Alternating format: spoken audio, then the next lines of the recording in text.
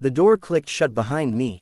Not slammed, not rushed, just a quiet, deliberate click, the kind that makes your chest tighten before your brain can catch up.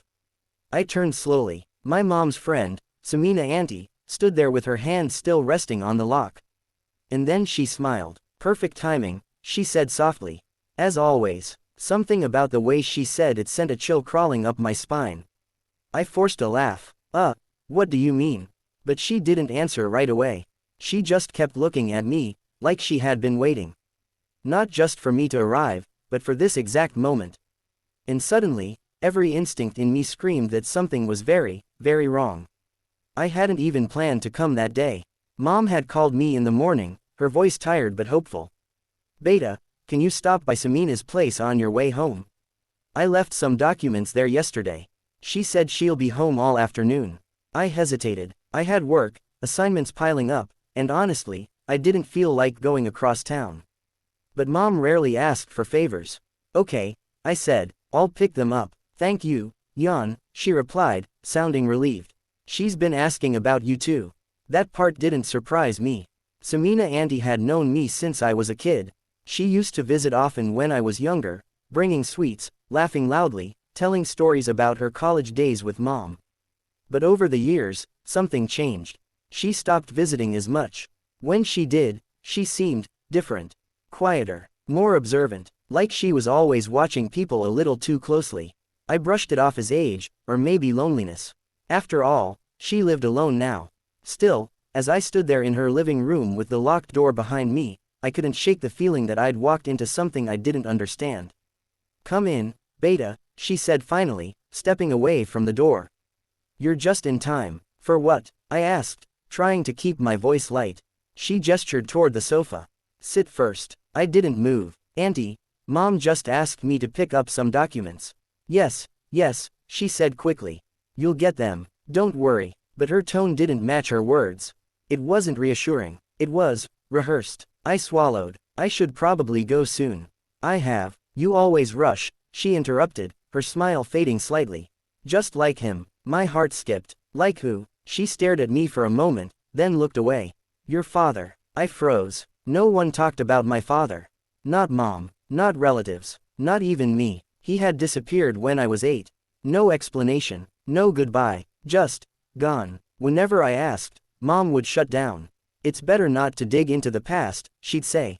So I stopped asking. Until now. What do you mean? I said, my voice tighter than I intended. Samina Auntie walked slowly to the window, pulling the curtain aside just enough to let a thin beam of sunlight cut across the room. He used to stand exactly like that, she murmured. Restless, suspicious, always ready to leave before things got uncomfortable. I'm not. I stopped myself. I don't even remember him properly. She turned back to me, her expression softening. I know. Silence stretched between us. I felt like I was standing on the edge of something deep and dark, and one wrong step would pull me in. Auntie, I said carefully. Why did you lock the door? She didn't answer immediately. Instead, she walked toward a small wooden cabinet near the wall and opened it. Inside were neatly stacked folders, old photographs, and what looked like letters tied together with a ribbon. She picked up one of the bundles. Because, she said quietly, if I didn't, you'd leave. Just like he did. My chest tightened. I'm not going anywhere, I said, though I wasn't entirely sure it was true. She studied me, as if weighing my words. Then she nodded, slowly. Good. She walked back and placed the bundle on the table in front of me. These, she said, are what your mother didn't want you to see. I stared at the letters. What are they? Truth, she replied. My hands felt strangely heavy as I reached for the ribbon. Auntie, if Mom didn't want me to see this. Your mother is protecting you, she cut in gently. But sometimes, protection becomes a prison. I hesitated. Part of me wanted to walk out. To unlock the door, grab the documents, and pretend this never happened. But another part, the part that had spent years wondering why my father left, couldn't ignore what was right in front of me. I untied the ribbon. The letters were old, yellowed at the edges. Some were handwritten, others typed. The first one I picked up had my father's name on it. My heart started pounding. I unfolded it, and as my eyes moved across the words, the world around me began to shift. He hadn't left. He had been pushed out. The letter described arguments, not small ones, explosive, painful fights between my parents. Accusations, misunderstandings, things that had spiraled out of control. There were mentions of money problems, of betrayal, not the kind you think, but emotional wounds that cut just as deep. And then, a final line that made my breath catch. If I stay, I will destroy this family. Leaving is the only way to save them. My hands trembled. This can't be real, I whispered. It is, Samina Auntie said softly. I looked up at her, my eyes burning. Why didn't Mom tell me? Because she blames herself, she replied. And she doesn't want you to carry that weight. I felt something crack inside me. All these years, I had imagined my father as someone who abandoned us without a second thought. But this was different. This was someone who believed leaving was an act of love. Where is he now? I asked, my voice barely audible.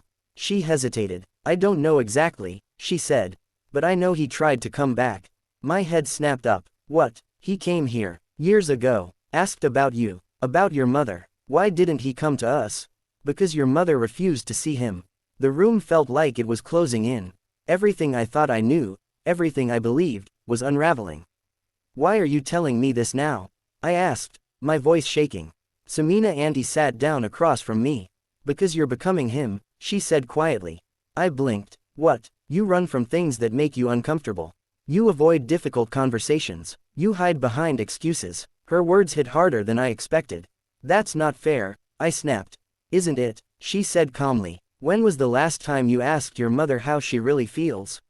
When was the last time you faced something painful instead of ignoring it? I opened my mouth to respond, but nothing came out. Because deep down, I knew she was right.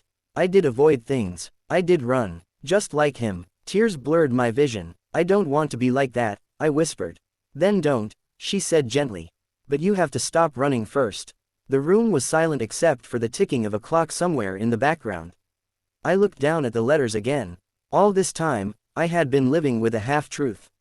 A story that was easier to accept, but not real. And now, I had a choice. I could close the letters, pretend I never saw them, and go back to my comfortable version of the past. Or I could face the truth, no matter how messy, how painful, how complicated it was. I took a deep breath. I need to talk to Mom, I said. Samina Auntie smiled. Not the strange smile from before, but a warm, relieved one. That's why I locked the door, she said softly. So you'd stay long enough to decide that. When I stepped out of her house, the world felt different. The same streets, the same noise, the same sunlight, but everything looked sharper, more real. As if I had been seeing things through a fog, and now it was gone. I didn't go home immediately. Instead, I walked. I thought about my father, about the man I never really knew. I thought about my mother, carrying guilt, protecting me, hiding her pain. And I thought about myself. About the ways I had been avoiding my own truths. By the time I reached home, my heart was racing. Mom was in the kitchen. She turned when she heard me. You're back. Did you get the documents? I nodded slowly. Mom, I said, we need to talk. She froze. And for a moment, I saw fear in her eyes. But I didn't look away.